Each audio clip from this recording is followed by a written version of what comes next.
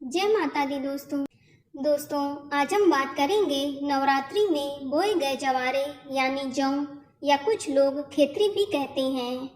तो जवारे से कैसे हम अपने आने वाले भविष्य से जुड़े संकेतों को जान सकते हैं कि हमारा आने वाला पूरा साल कैसा होगा, इसके क्या शुभ संकेत हैं या क्या अशुभ संकेत हैं। आपको बता दें कि जवारों का रंग बताता है कि यह हमारे लिए शुभ है या अशुभ।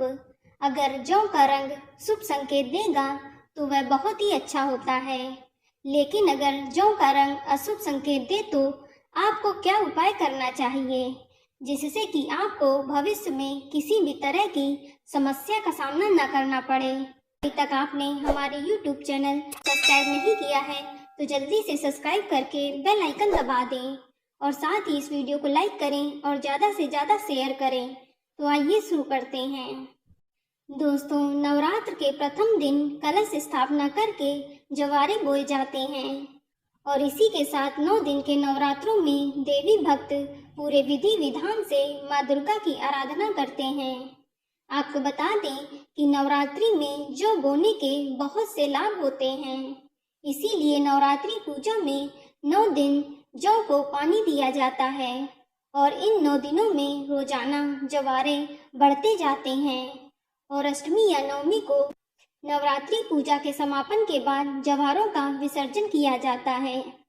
दरअसल नवरात्रि में जवारे इसलिए उगाए जाते हैं क्योंकि मान्यता है कि जब सृष्टि की शुरुआत हुई थी तो पहली फसल जौ ही थी, इसीलिए इसे पूर्ण फसल कहा जाता है। बोए गए जौ सुख समृद्धि का प्रतीक माने जाते हैं और ये अन्नपूर्णा का भी रूप होते हैं। कहा जाता है कि जौ उगाकर भविष्य से संबंधित भी कुछ बातों के संकेत मिलते हैं, जैसे यदि जौ तेजी से बढ़ते हैं तो घर में सुख समृद्धि भी तेजी से बढ़ती है। तो जवारों के रंग से हमें पता चल जाता है कि हमारा आने वाला साल कैसा रहेगा। दोस्तों, नवरात्र के पहले दिन ही कलश स्थापना के साथ जौ बोए जाते हैं। नॉर्मली 2 या 3 दिन के बाद में जौ अंकुरित होना स्टार्ट हो जाते हैं, लेकिन अगर आपके जवारों को उगने में ज़्यादा समय लग रहा है तो इसका संकेत यह है कि आपको आने वाले समय में काफ़ी मेहनत करनी पड़ेगी, तभी आपके काम बनेंगे।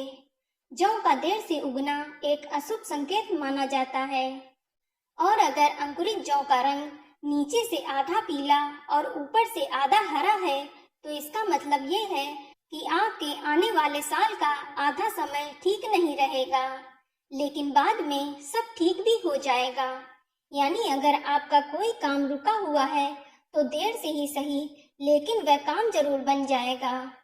लेकिन यदि जौ नीचे से आधा हरा है और ऊपर से आधा पीला है तो इसका मतलब ये है कि आपके साल की शुरुआत का समय तो ठीक बीतेगा, लेकिन बाद में आपको परेशानियों का सामना करना पड़ेगा।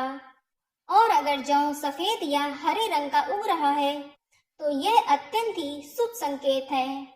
अगर ऐसा है तो मान लीजिए कि आपकी पूजा सफल हो गई और आने वाला पूरा साल आपके घर में खुशहाली बनी रहेगी, धन आगमन के रास्ते खुलेंगे, माँ लक्ष्मी का प्रवेश भी आपके घर में होने वाला है और माँ भगवती की कृपा से आपके घर में सुख शांति भी बनी रहेगी।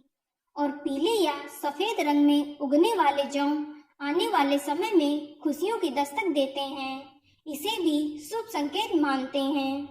लेकिन अगर जौ सूखी और पीली होकर झड़ने लगे या मुरझा जाए तो यह अशुभ संकेत होती है। ऐसे में आप माँ दुर्गा से अपने कष्टों और परेशानियों को दूर करने के लिए प्रार्थना जरूर करें। दोस्तों, जौ अगर 9 दिन तक हरे भरे रूप में फसल की तरह बढ़ जाए तो ये बेहद शुभ होता है।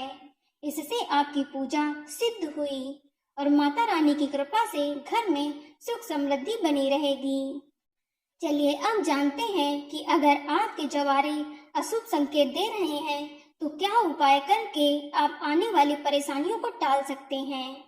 तो इसके लिए आप नवरात्रि की अंतिम तिथि को नवग्रह के नाम से 108 बार हवन में आहुति दें और इसके बाद माँ के बीज मंत्र ओम ऐंग ह्रीं क्लीं चामुंडाय विच्चे का 108 बार जाप करें और हवन करें और हाथ जोड़कर माँ दुर्गा से सुख समृद्धि की कामना करें और जीवन में आने वाले संकटों से रक्षा करने की भी प्रार्थना करें।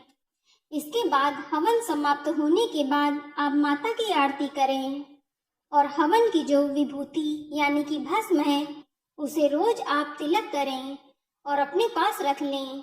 इससे आपको माता रानी की कृपा अवश्य ही प्राप्त होगी और आपके जीवन में आने वाली परेशानियों का अंत भी अवश्य होगा।